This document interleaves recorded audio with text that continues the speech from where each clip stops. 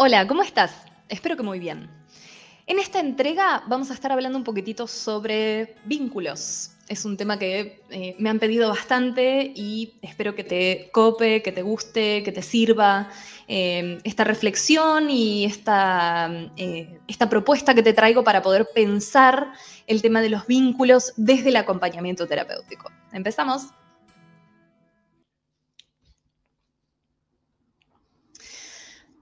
Para entender este importantísimo aspecto de la conducta humana y de alguna manera también entender la personalidad de las personas, tenemos que partir de la afirmación fundamental con la que nos queman la cabeza en cualquier formación, en cualquier capacitación, al menos en Argentina, que es el hecho de que no existe concebir a una persona aislada. Desde el acompañamiento terapéutico concebimos a quienes acompañamos como un ser en situación. Solo puede darse y estudiarse como inserto en un mundo concreto con el cual se está en una interacción constante. Y es desde acá que nos vamos a estar manifestando y que nos vamos a estar conduciendo en la vida en vínculos con otras personas. Y con esto se establecen sistemas de vínculos que modifican la situación del medio y paralelamente a su vez modifican a la persona misma.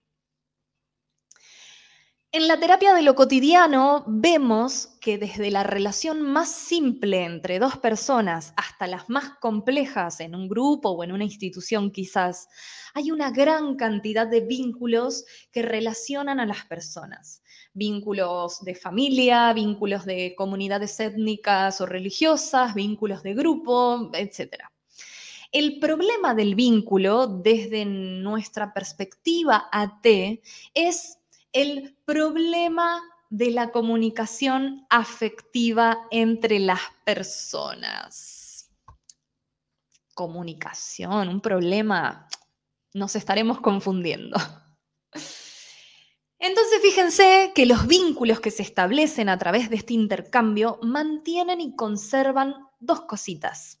Por un lado, la unidad del grupo humano, ¿sí? Por la consolidación del mismo vínculo entre los miembros de un grupo.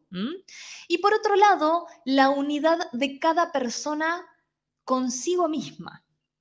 Al reconocernos como miembros de una comunidad, de nuestra comunidad, a través, digamos, de nuestras propias conductas, consolidamos la imagen de un yo que permite el autoconocimiento. Entonces, en función a esto, podríamos decir que hay una interpretación entre la persona y sus seres significativos, con quienes vamos a estar trabajando en el acompañamiento terapéutico. Es necesario que el trabajo sistémico pueda darse, ¿sí? Entonces, podríamos traducir estos vínculos como vínculos de comunicación afectiva. Veamos entonces un poco el tema de los vínculos afectivos, ¿sí?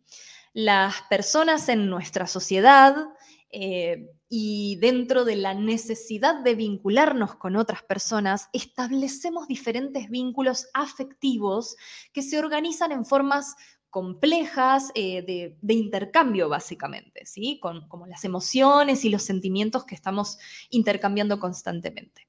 Estos vínculos están cargadísimos de tensión, están cargadísimos de energía que va a mover o va a impulsar de alguna manera, digamos, la forma que tenemos de conducirnos, la conducta en un sentido u otro.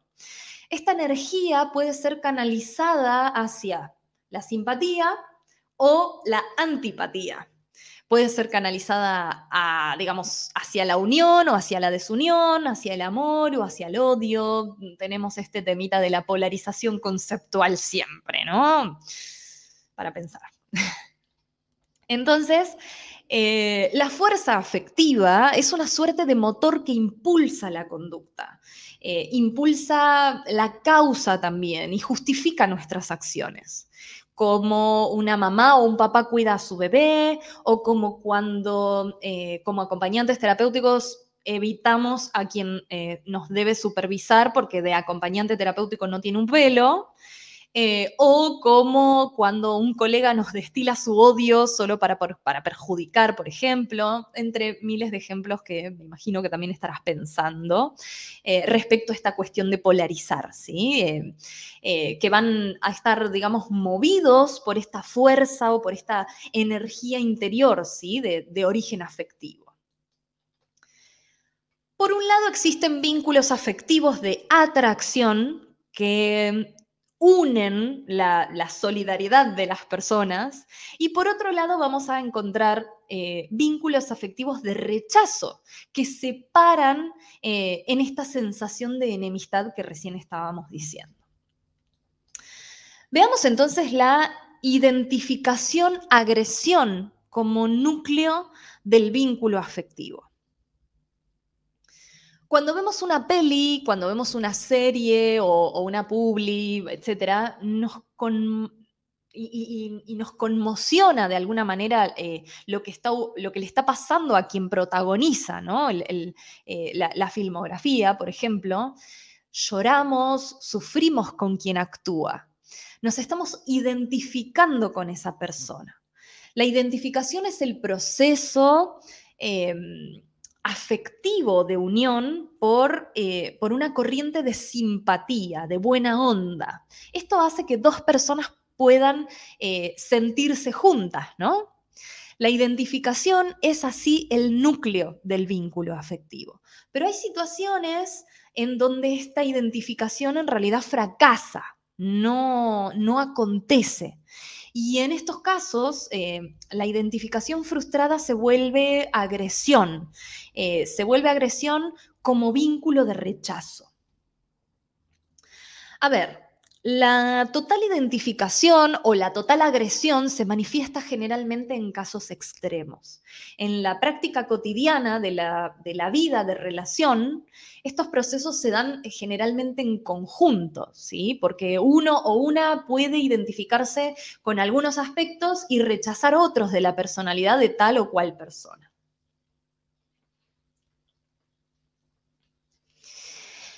Vamos entonces al análisis del vínculo de identificación.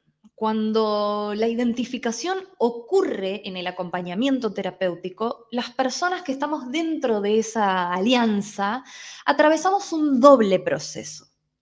Por un lado, asumimos la vulnerabilidad, en el caso nuestro como ATs, de quién estamos acompañando, ¿sí? Asumimos la vulnerabilidad que atraviesa la persona eh, como si fuera propia de alguna manera. Esto, como sabrán, se llama introyección y podemos definirlo rápidamente como la puesta en sí del otro. Y por otro lado, como acompañantes también, trayendo este ejemplo, podemos vernos reflejados o reflejadas en la persona que acompañamos. No la percibimos de manera objetiva tal como es, sino como nosotros la vemos, adjudicándole características propias. Este proceso se llama proyección y rápidamente también lo definimos como la puesta de sí en el otro. Entonces, la identificación es el resultado de este doble proceso que se da simultáneamente de introyección y de proyección. Ninguna de las personas que rodean a quien acompañamos tiene la misma relación afectiva, ¿sí? Con justamente la persona que acompañamos. Porque cada uno, cada una lo siente desde su ángulo, desde su perspectiva y le proyecta su propia situación afectiva, sus propias experiencias, que son diferentes para cada uno y cada una, claramente. Cuando hablamos de identificación, no hablamos de imitaciones, hablamos de incorporaciones transformadas de las conductas de otras personas en uno o en una misma. Por ejemplo, si observamos un grupo de adolescentes en su cotidianidad, claramente este grupo se va a distinguir de otros en que asumen y se manejan con conductas similares, parecidas, lo que quizás podría leerse como la introyección. ¿sí? Pero fíjense que cada una y cada uno de esos miembros de este grupo de adolescentes no es que copia, digamos, imita, como decíamos recién, de manera idéntica en su conducta, ¿no? A sus amistades, a sus hermanos o hermanas, ¿no? Cada miembro de ese grupo va a modificar su acción, su conducta, al imprimirle su sello personal, lo que sería la proyección, ¿sí? Acercándonos un poco al final de este recorrido, te comparto 3 aspectos de esta identificación que podemos estar observando en el vínculo. Por un lado, el aspecto gestual. Acá vemos afectados, por supuesto, los movimientos, los gestos, las posturas que la persona adopta en otras personas. Por ejemplo, cuando la persona que acompañamos asume algún gesto que hacemos, o al revés, o yo asumo algún gesto que hace la persona que acompaño. Me ocurre con histrionismos cómicos para descomprimir. Muchas veces utilizo este recurso y muchas veces me pasa que las contagio de alguna manera. Y cuando a su vez encuentro esto en otras personas, las introyecto. Pero insisto, no es que copio esa conducta, que imito esa conducta. ¿Eh? Al utilizar esto, eh, los corrijo y los modifico según mi impronta. Fíjense cómo se da este proceso de introyección y proyección. Entonces la identificación gestual le da a la persona la sensación de actuar de manera congruente, de manera coherente, al menos mínimamente respecto de su grupo, respecto de su yo. Va a favorecer esto la cohesión interna y externa de la persona. Por otro lado, tenemos el aspecto afectivo, que el aspecto afectivo va a ser la identificación sentimental o una identificación más emocional según, por supuesto, los grados de profundidad que se alcancen, ¿sí? Cuando ya estamos con la seguridad de tomar un caso y finalmente coordinamos para conocer personalmente a quien estamos o a quien estaremos acompañando, la identificación en principio va a ser ambivalente. Puede orientarse, como decíamos al principio, hacia la simpatía o hacia el amor. Puede orientarse hacia la antipatía y la agresividad. A ver, toda manifestación afectiva tiene en sí la ambivalencia. Y por último tenemos el aspecto sociocultural. Acá vamos a hacer referencia a las identificaciones que se dan en cualquier grupo humano. Las normas compartidas, los objetivos comunes de los miembros de un grupo aseguran la cohesión interna de ese grupo respecto de otros grupos. Se sienten y se identifican como pertenecientes a dicho grupo. Los grupos escolares, los grupos familiares, laborales, etcétera, comparten formas de conducta nacidas de sus costumbres, de sus creencias, de sus tradiciones, del medio cultural en el que están insertos. Tengamos en cuenta que resulta muy complejo ordenar la gran complejidad, valga la redundancia, de identificaciones que pueden darse en el vínculo afectivo entre las personas. Pueden ser identificaciones personales, que pueden ser pasajeras o estables emocional y sentimentalmente, y están también las identificaciones colectivas que surgen de las relaciones afectivas en un grupo de personas y que van a marcar la diferencia para con otros grupos de seres humanos, ¿sí? Entonces, como para cerrar, como te decía, te propongo algunas consignas como actividad para que reflexiones un poco sobre este recorrido que te propuse. Por un lado, podés elegir dentro de las personas que conoces una de ellas con la cual te sentís identificada o identificado. Hacete una lista de las características con las que te identificás y fíjate cómo fluyen en tu propia conducta. Después, podés analizar cómo se da en tu caso la introyección de esas características que registraste y cómo de alguna manera proyectás en esa persona tus deseos personales. También podés hacer el mismo ejercicio eligiendo otra persona con la que te sentís en relación de vínculo negativo, de agresión. Una listita de características que rechazás de esa persona podés hacer.